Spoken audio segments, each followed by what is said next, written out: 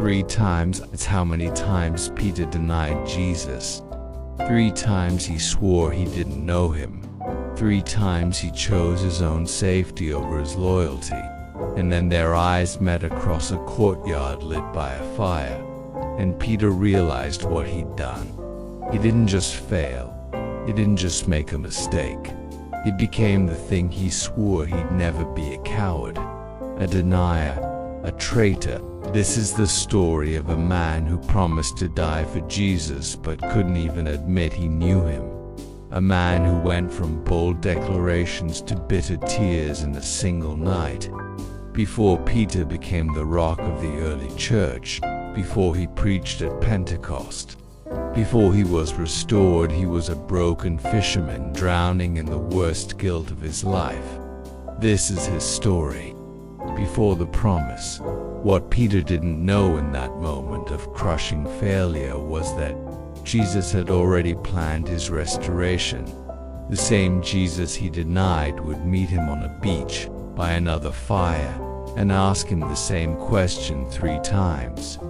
But before we get to that beautiful morning, we need to understand the night that broke him. Welcome back to Before the Promise, where we uncover the hidden struggles of Bible heroes before God's promise came to pass. We've suffered with Job through unimaginable loss. We've wandered 40 years with Joshua. We've hidden in caves with David. We've wept with Hannah through years of barrenness. We've waited 25 years with Abraham for a promise that seemed impossible. Today, we're stepping into the darkest night of a man named Simon Peter, and I need to warn you, this story is going to hit close to home. Because Peter's failure isn't about circumstances beyond his control. It's not about waiting or suffering or external trials. Peter's failure was personal, intentional, verbal. He denied Jesus. Not once, 3 times, with increasing intensity, with curses, with oaths. I don't know the man, and here's why this story matters. Every single one of us has had a Peter moment. A moment when we chose self-preservation over integrity. When we stayed silent when we should have spoken up. When we denied what we believed because it was easier than standing firm. Maybe you've never denied Jesus out loud, but maybe you've denied him with your choices, your silence, your compromises. Peter's story is found in all 4 Gospels, and it's one of the most painful narratives in Scripture. But it's also one of the most hopeful, because Peter's story doesn't end with failure. It ends with restoration. But before he could be restored, he had to face what he'd done. He had to feel the weight of his betrayal. He had to come to the end of himself. So let's go back before Pentecost, before the church, before the promise. Let's go to the moment when the boldest disciple became the biggest failure. And before we step into Peter's darkest night, if stories like this strengthen your faith, take a second to like this video. It quietly helps this message reach someone else who might need hope today.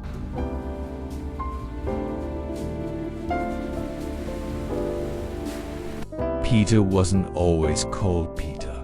His name was Simon, and he was a fisherman on the Sea of Galilee. He had a boat, a business, a partner, his brother Andrew, and a life that was predictable and stable, not glamorous, but secure. And then Jesus showed up. One day, after Peter had fished all night and caught nothing, Jesus told him to put his nets down again, in the deep water.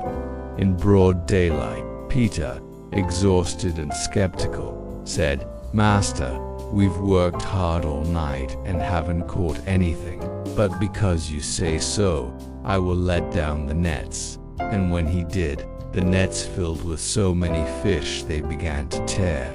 Peter had to call for help from another boat. The catch was so massive that both boats began to sink, and Peter's response was immediate and revealing. "Go away from me, Lord. I am a sinful man. This is important." Peter's first real encounter with Jesus wasn't, "Wow." "You're amazing." It was, "I'm not worthy to be near you." Peter recognized something in Jesus that exposed something in himself. He felt the weight of his own unworthiness in the presence of pure holiness. But Jesus didn't leave. Instead, he said, "Don't be afraid. From now on you will fish for people." And right there, on the shore of Galilee, Peter left everything: his boat, his business, his security, and he followed Jesus. This is the Peter we love to celebrate. The Peter who left it all. The bold one. The brave one. But what we often forget is that boldness without humility is just arrogance.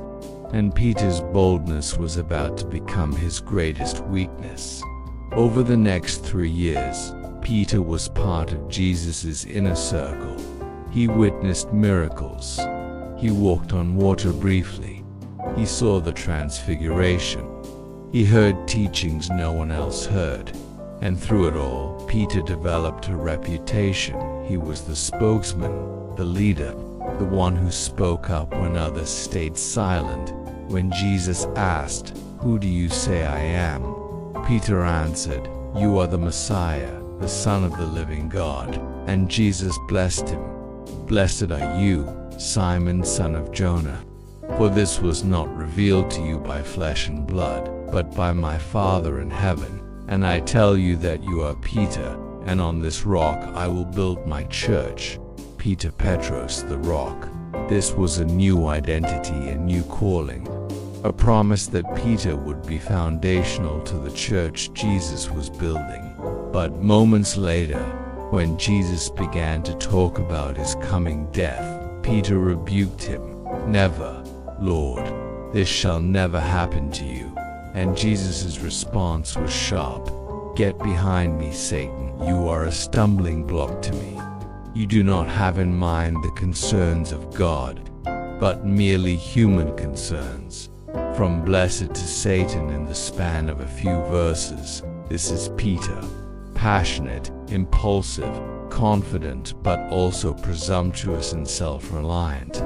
He believed in Jesus, but he also believed in himself, and that combination was about to lead him to the worst night of his life.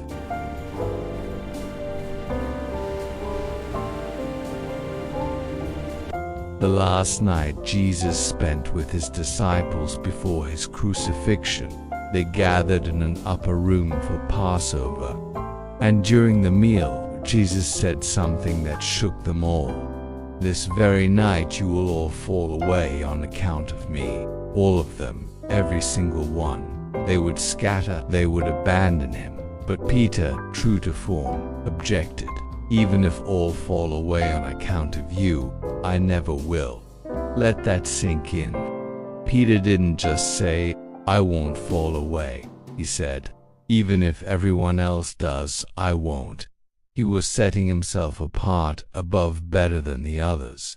And Jesus, with a sadness that must have been palpable, looked at him and said, "Truly I tell you, this very night, before the rooster crows, you will disown me 3 times.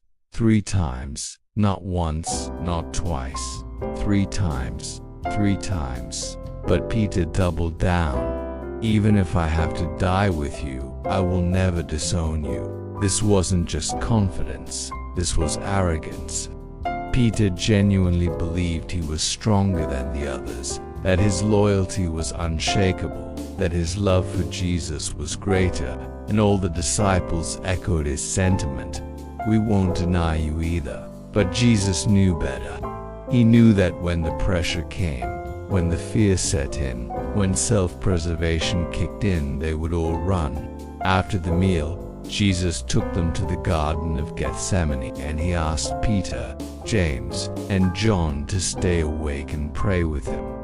"My soul is overwhelmed with sorrow to the point of death," Jesus said. "Stay here and keep watch with me." This was Jesus' darkest hour. He was about to bear the weight of the world's sin. He was about to be betrayed, arrested, tortured, and crucified. and he asked his closest friends to simply stay awake, but they couldn't. 3 times Jesus came back and found them sleeping. "Couldn't you men keep watch with me for 1 hour?" he asked Peter.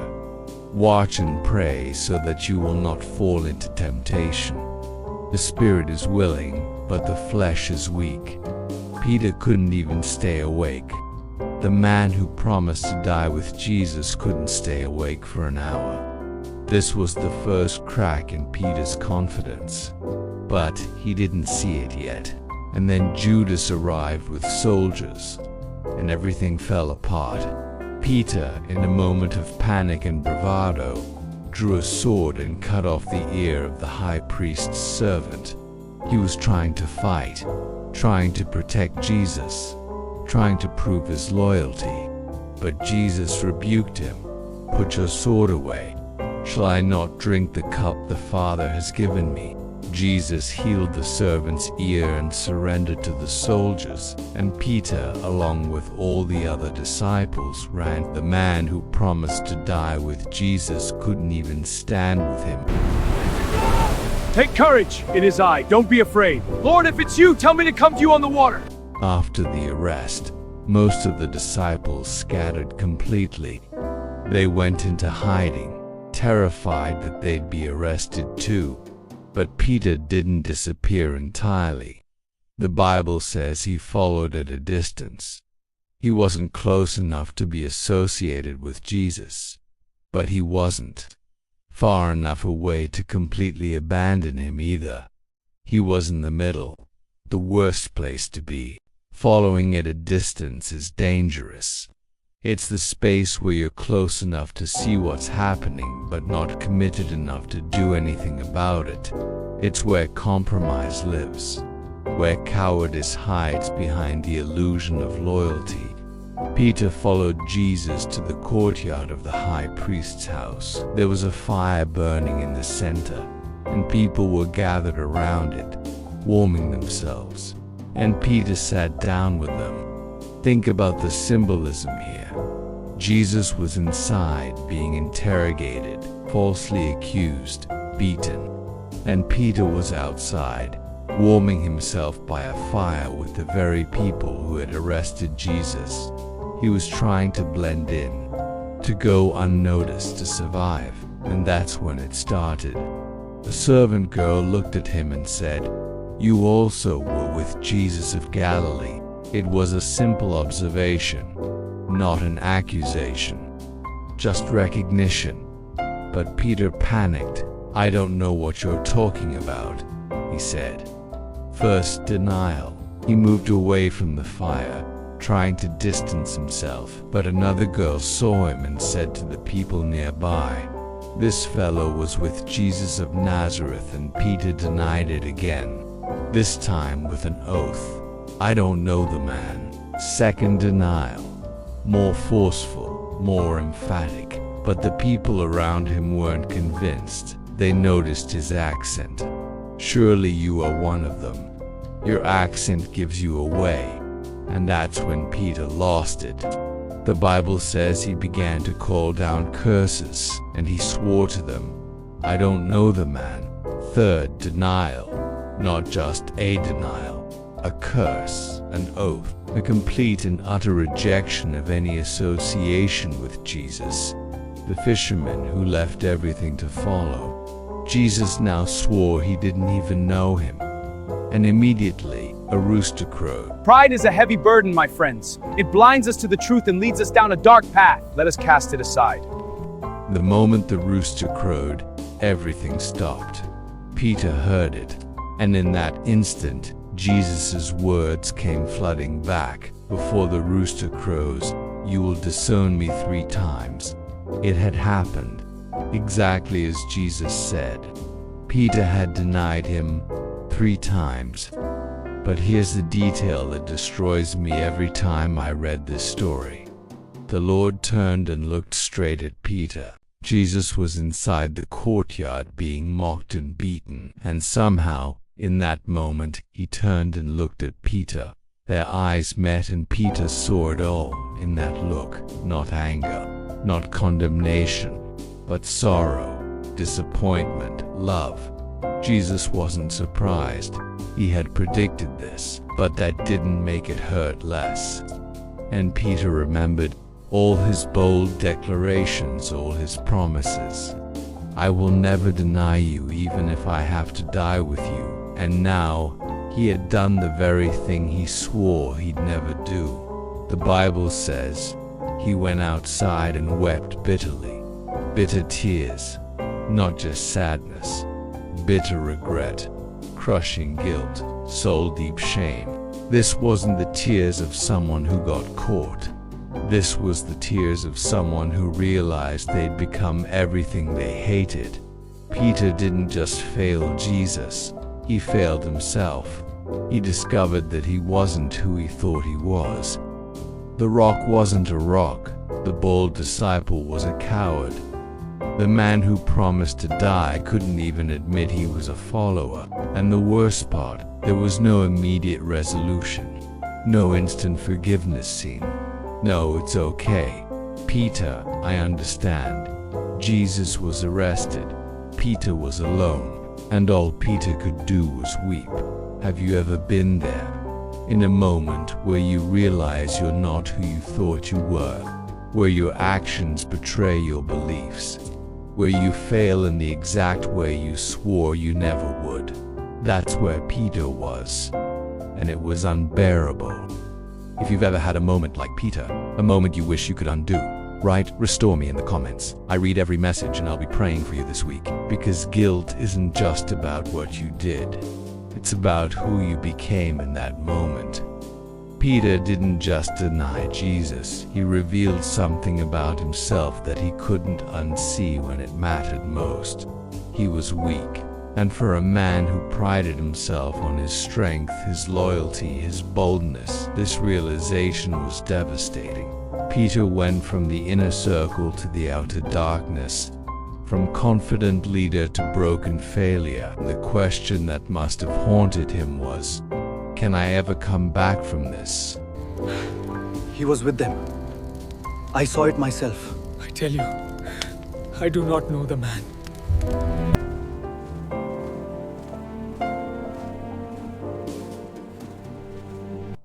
After Peter's denial, the Gospels go quiet about him for a while.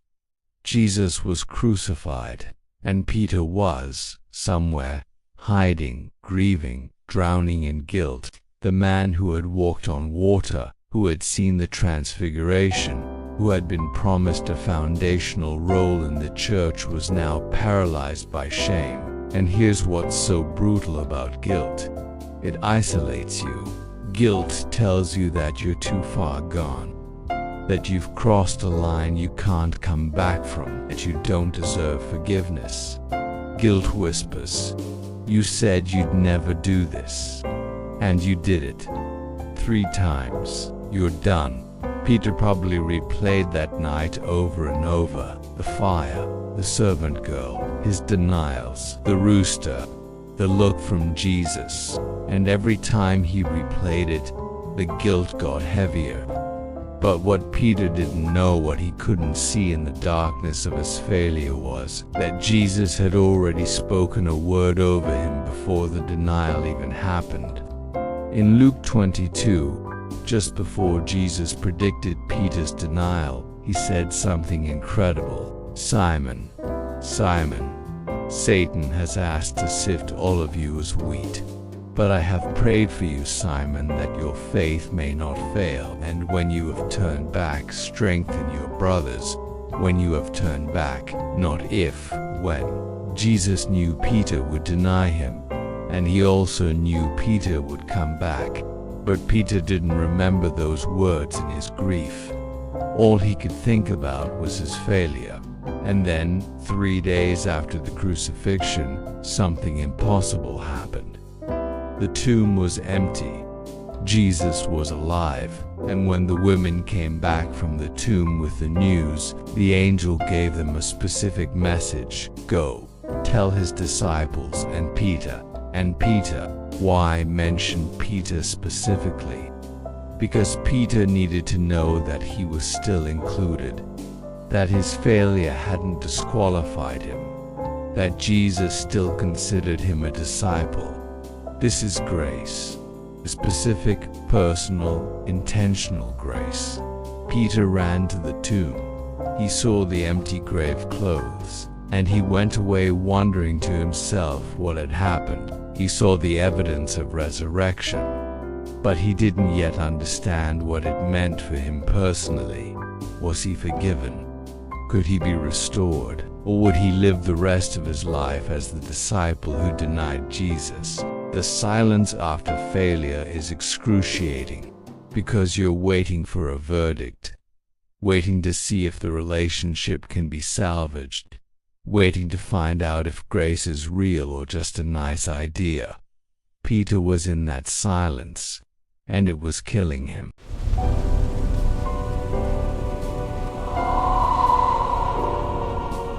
Sometime after the resurrection, Peter made a decision.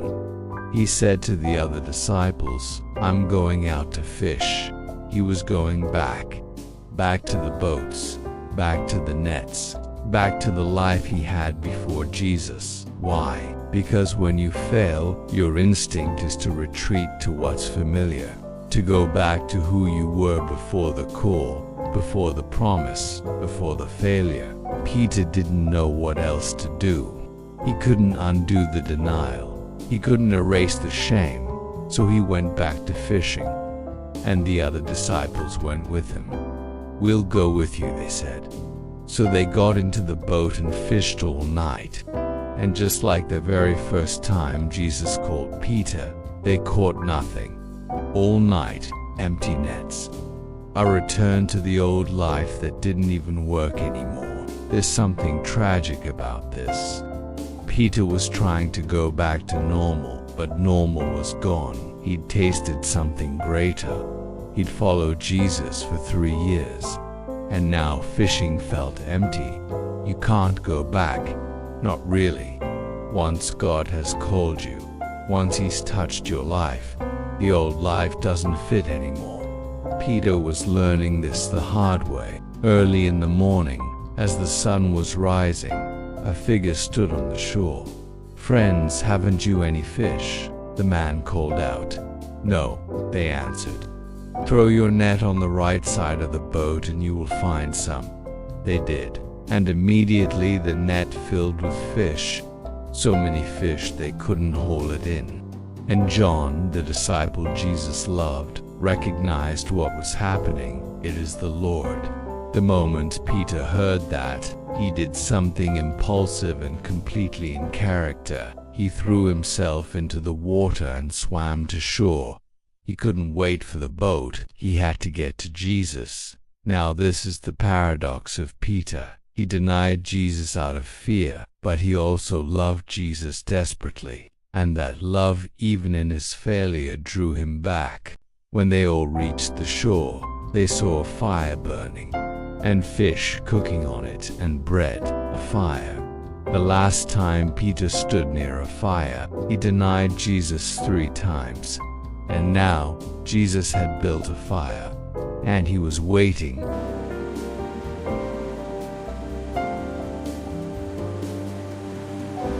Jesus didn't immediately address the denial. He didn't lecture Peter.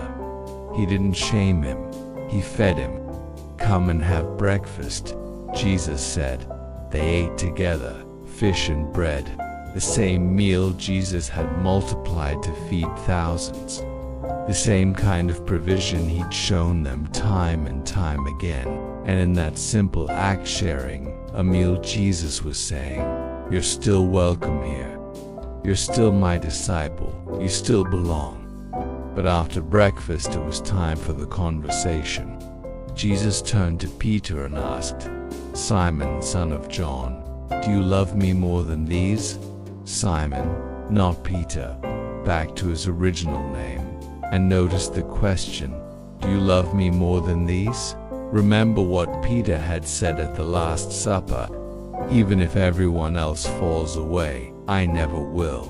Jesus was bringing him back to that moment, that arrogance, that overconfidence. "Peter, humbled now answered, "Yes, Lord, you know that I love you."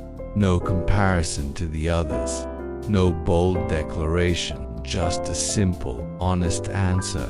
Jesus said to him, "Feed my lambs." Then Jesus asked again, "Simon, son of John, do you love me?" Again Peter answered, "Yes, Lord, you know that I love you." Jesus said, "Take care of my sheep." A third time Jesus asked, "Simon, son of John, do you love me?" And this time the Bible says Peter was hurt because Jesus asked him the third time. 3 questions, 3 denials. Jesus wasn't punishing Peter. He was giving him 3 opportunities to reaffirm what he had denied 3 times. Peter answered, "Lord, you know all things. You know that I love you." He was basically saying, "I can't trust my own words anymore. I said I'd never deny you, and I did, but you know my heart.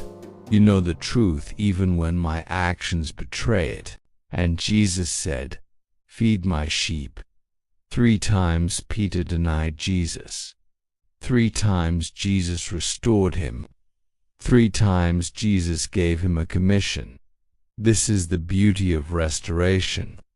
It doesn't just forgive the past, it redeems the future.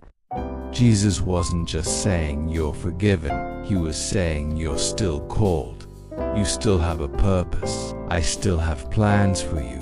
Peter thought his failure was the end, but Jesus was showing him it was a new beginning.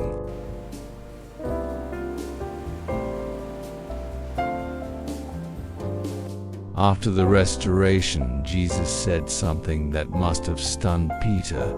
"Very truly I tell you, when you were younger you dressed yourself and went where you wanted. But when you are old you will stretch out your hands, and someone else will dress you and lead you where you do not want to go." The Gospel of John adds this note. Jesus said this to indicate the kind of death by which Peter would glorify God. Peter was going to die as a martyr, and Jesus was telling him this in advance. Remember, Peter had promised, "I will die with you." But when the moment came, he denied Jesus instead. Now Jesus was saying, "You will die for me, but not yet. Not in your own strength. Not in your own timing." And then Jesus said the same words he'd spoken to Peter 3 years earlier on the shore of Galilee. "Follow me," full circle, back to the beginning. But Peter was different now. He wasn't the bold fisherman who thought he could do anything. He was the broken disciple who knew his own weakness. And that brokenness, that awareness of his need for grace was what made him ready to truly follow. See, the old Peter followed Jesus out of confidence in himself. The new Peter followed Jesus out of dependence on him. The old Peter said, "I will never deny you." The new Peter said, "Lord, you know all things. You know that I love you." The old Peter trusted his own strength. The new Peter trusted Jesus' grace. And that's the transformation that failure can produce if you let it lead you back to Jesus instead of away from him. Church tradition tells us that Peter did eventually die as a martyr. He was crucified in Rome, and he asked to be crucified upside down because he didn't feel worthy to die in the same manner as Jesus. The same man who denied Jesus 3 times died declaring him the same man who ran away in fear became the bold preacher at Pentecost. The same man who couldn't stay awake in Gethsemane became the rock on which Jesus built his church. But all of that came after the fire, after the denial, after the restoration. Peter's greatest ministry didn't come from his strength, it came from his failure and his restoration.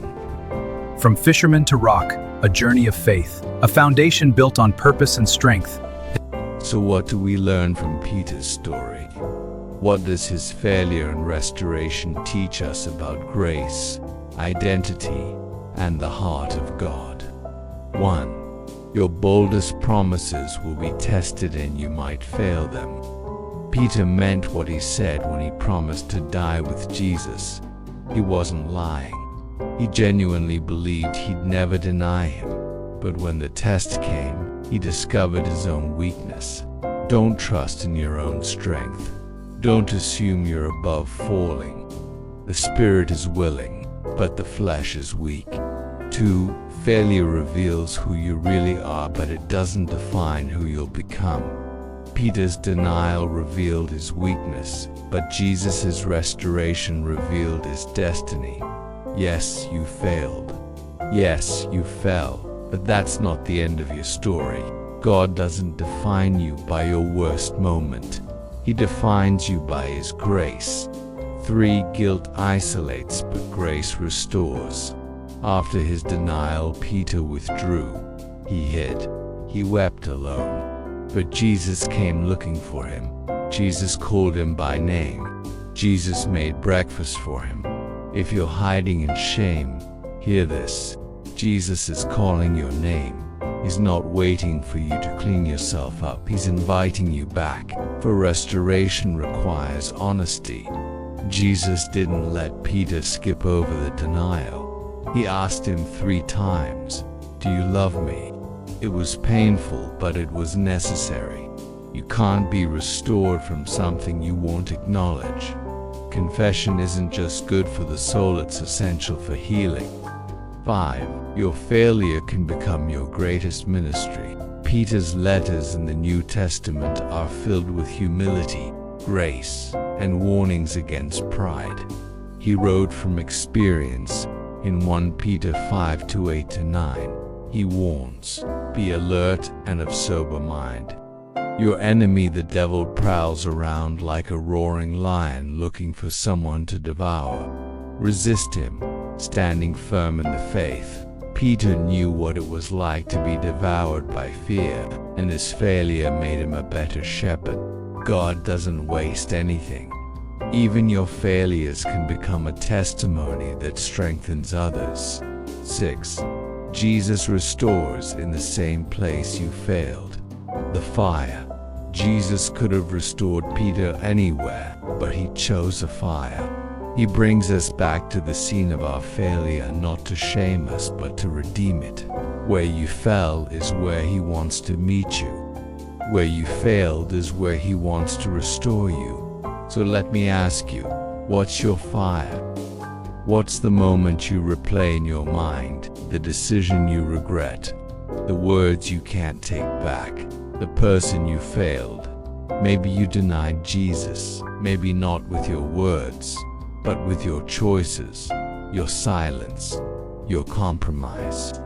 Maybe you promised to stand firm, and you didn't. Maybe you swore you'd never do something, and you did. And now you're living in the aftermath, in the guilt, in the shame, in the silence that comes after failure. Here's what Peter's story tells us. Jesus is already building a fire for you. He's not waiting for you to grovel. He's not waiting for you to prove yourself.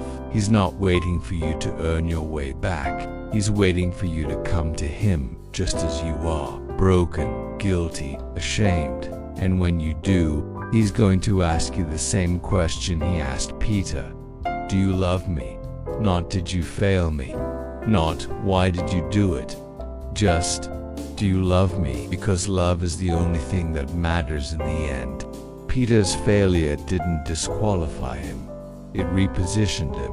It humbled him. It broke him open so that grace could flood in.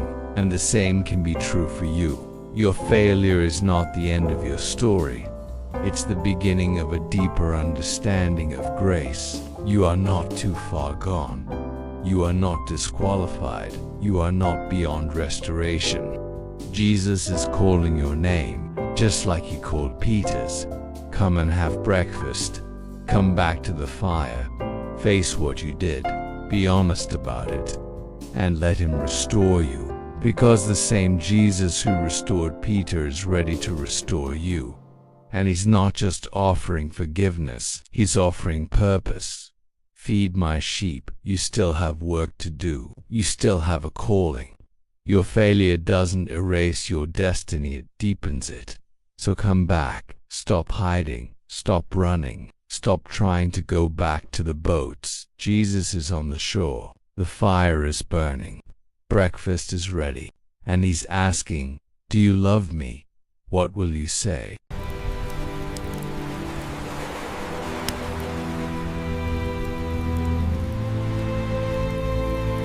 Peter's story is your story. His failure is your failure. His guilt is your guilt, but his restoration is your restoration, and his Jesus is your Jesus. So stop letting your failure define you. Let his grace redefine you. Because the same God who turned a denier into a rock can turn your brokenness into something beautiful. This is before the promise. Thanks for watching. If this story encouraged you, share it with someone who needs to hear it. And remember, your worst moment is not your final moment. Restoration is waiting. If this story spoke to your heart, subscribe to Before the Promise. Every week we explore the hidden struggles behind the Bible's greatest heroes before the promise comes. Walk this journey with us. Because before the promise, there is always a process.